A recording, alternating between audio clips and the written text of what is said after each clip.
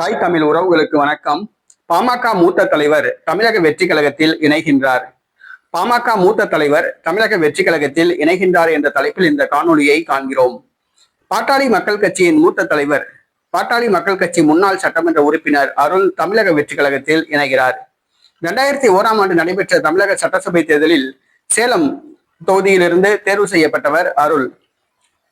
Doctor Ramadoss பாட்டாளி மக்கள் கட்சி தலைவர் பதவிக்கு தான் தலைவர் என்று அறிவித்துக் கொண்ட பிறகு பாமகவில் பிளவு ஏற்பட்டது. டாக்டர் ராமதாஸ் ஒரு அணியாகவும் அன்புமணி ராமதாஸ் ஒரு அணியாகவும் செயல்பட்டனர். அப்பொழுது பாமக எம்எல்ஏ அருள் டாக்டர் ராமதாஸ் பக்கம் நின்றார். அன்புமணியை கடுமையாக சாடினார். தேர்தலுக்கு பிறகு தந்தையும் மகனும் ஒன்று சேர்ந்து விட்டனர். பாமக முன்னாள் எம்எல்ஏ அருள் அவர்களோ நடுத்தருவில் விடப்பட்டார். தற்பொழுது என்ன செய்வதென்று தெரியாமல் கையை பிசைந்து கொண்டிருக்கிறார். அன்புமணிக்கு எதிராக அரசியல் பண்ணியவர் மீண்டும் அன்புமணி தலைமையை எப்படி ஏற்பது என்ற குழப்பத்தில் உள்ளார்.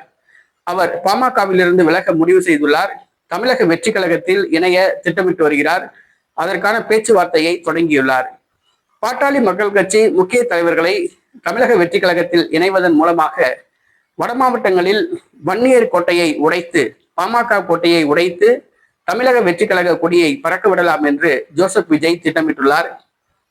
பாமக முன்னாள் எம்எல்ஏ அருள் தமிழக வெற்றி கழகத்தில் இணைகின்றார்.